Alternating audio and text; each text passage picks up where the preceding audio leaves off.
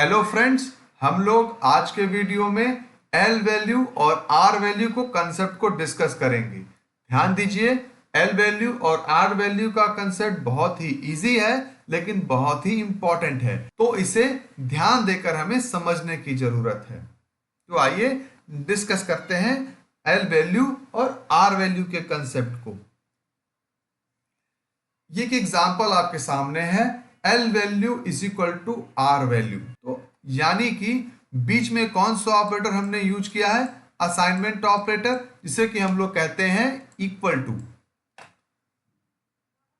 L value यानी कि left value और is equal to right value. R value वो वैल्यू होती है जिसका कि कंप्यूटर पहले इवेलुएट करता है, उसकी वैल्यू को निकालता है और तब जाकर उसकी वैल्यू लेफ्ट वैल्यू को असाइन करता है।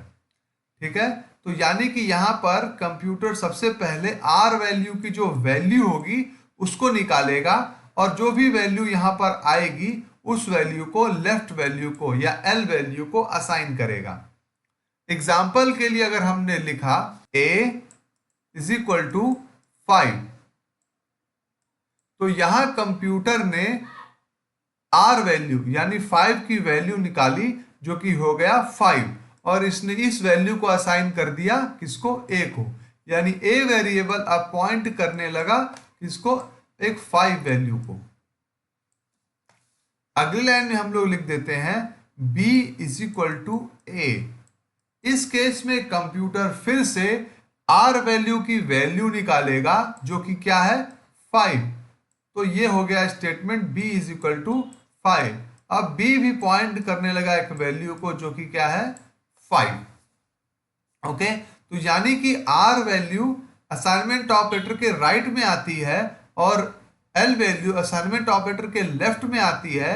और आर वैल्यू की सबसे बड़ी पहचान ये है कि आर वैल्यू की जो वैल्यू होती है, जो रियल वैल्यू है, उसको कंप्यूटर पहले इवेल्युएट करता है, तब जाके इस एक्सप्रेशन को पूरे सॉल्व करता है।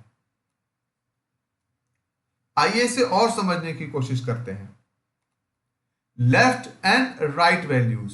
अ लेफ्ट वैल्यू और L value is an assignable object. तो लेफ्ट वैल्यू क्या होती है? यानी कि अगर ये असाइनमेंट ऑपरेटर है तो उसको इसके एल में लेफ्ट वैल्यू है, तो left value is an assignable object, यानी कोई ऐसा ऑब्जेक्ट जिसको कि वैल्यू असाइन की जा सकती है। It is an expression that may occur on the left side of the assignment. तो that may occur on the left side, जो कि असाइनमेंट ऑपरेटर के लेफ्ट साइड में हो सकता है। यहाँ पे ध्यान दीजिए कि दैट में है, ठीक है। हो सकता हो कि ये असाइनमेंट ऑपरेटर के लेफ्ट में ना हो, कुछ केसेस बन सकते हैं ऐसे। वेरिएबल्स और ऑब्वियस एल वैल्यूज। जो वेरिएबल्स होते हैं वो क्या होते हैं? Obviously L values, but so are items in the list. तो जो अधिकतर वेरिएबल क्या होते हैं वो एल वैल्यू होते हैं, क्योंकि हम लोग क्या करते हैं, जैसे मान लीजिए एग्जांपल हमने लिया x इज इक्वल टू 5, तो हम 5 की वैल्यू x में जाके स्टोर कर दे रहे हैं, ठीक है। तो इसलिए वेरिएबल्स क्या है, ये लेफ्ट साइड में यूज होते हैं एंड वेरिएबल्स लेफ्ट साइड में यूज होते हैं, और वो क्या होते हैं? एल वैल्यू, क्योंकि उसमें कोई वैल्यू स्टोर की जाती है। अ राइट वैल्यू और R value is any expression that has a value that may appear on the right of the assignment. उसके आर वैल्यू के पास या राइट वैल्यू के पास एक वो ऐसी वैल्यू होती है जो कि असाइनमेंट ऑपरेटर के, जो कि ये जो असाइनमेंट ऑपरेटर है उसके राइट में अपीयर होता है, राइट साइड में, इसीलिए इसे आर वैल्यू भी कहते हैं। फॉर एग्जाम्पल अभी हम लोग इस एग्जाम्पल में देखें तो ये जो 5 है ये असाइनमेंट ऑपरेटर के राइट में आया है और इसके पास एक ऐसी वैल्यू है जो कि जो वैल्यू कि इस वेरिएबल को असाइन की जा सकती है। In Python everything is an R value. Python में सब कुछ आर वैल्यू होता है, ठीक है, क्योंकि पाइथन यानी कि पाइथन में कोई भी वेरिएबल की वैल्यू किसी को भी असाइन की जा सकती है।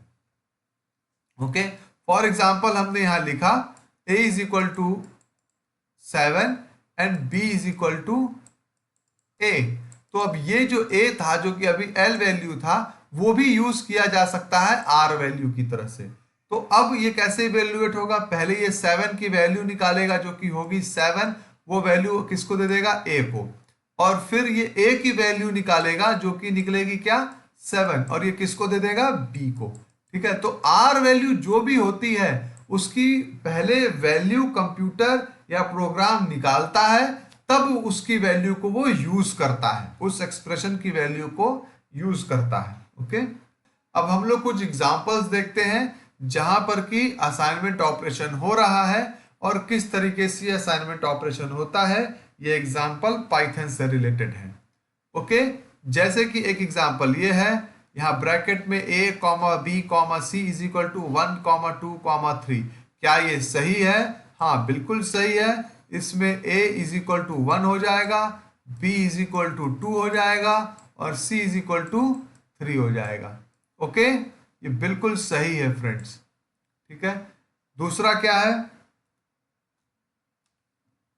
a comma B comma C is equal to 1 comma 2 comma 3। क्या ये सही है? हाँ, ये बिल्कुल सही है।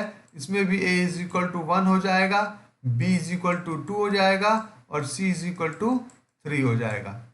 अगले स्टेटमेंट में हम देख रहे हैं a कॉमा बी ब्रैकेट यहाँ अंडर स्कोर है comma C is equal to 1 comma 2 comma 9 comma 3। तो अब ये क्या हो जाएगा, यहाँ भी a is equal to B हो जाएगा, sorry a is equal to 1 हो जाएगा, b इज इक्वल टू 2 हो जाएगा और यहाँ पर अंडर स्कोर है इसीलिए 9 की वैल्यू को छोड़ दिया जाएगा और c जो है वो 3 की वैल्यू को एक्सेप्ट कर लेगा, c is equal to 3। Okay friends, तो ये भी सही तरीका है, ये तीनों ही तरीके सही है। यहाँ पर अगर आप कोई वैल्यू स्किप करना चाहते हैं तो वहां पे आप अंडर स्कोर यूज कर सकते हैं।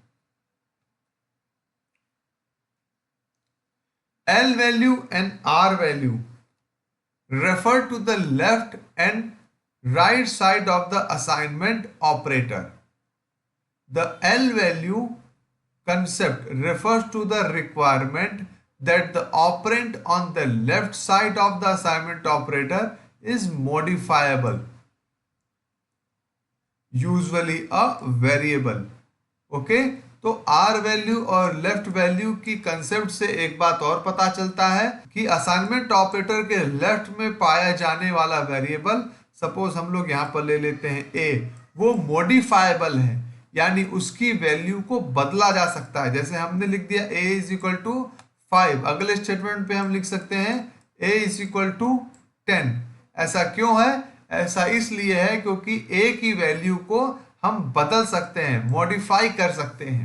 Okay, R value concept pulls और fetches the value of the expression और operand on the right side of the assignment operator. वहीं पर जो आर वैल्यू होती है वो उस वैल्यू को लेकर आती है जो कि हमको लेफ्ट वैल्यू में डालना होता है या रखना होता है। फॉर एग्जाम्पल, अगर हम a इज इक्वल टू 5 करते हैं और b is equal to a कर देते हैं, तो यानी कि अब यहां पर जो r वैल्यू है वो a है, यानी a वो वैल्यू लेकर आएगी, यानी कि 5 लेकर के आएगा जो कि हमको b में स्टोर करना होगा।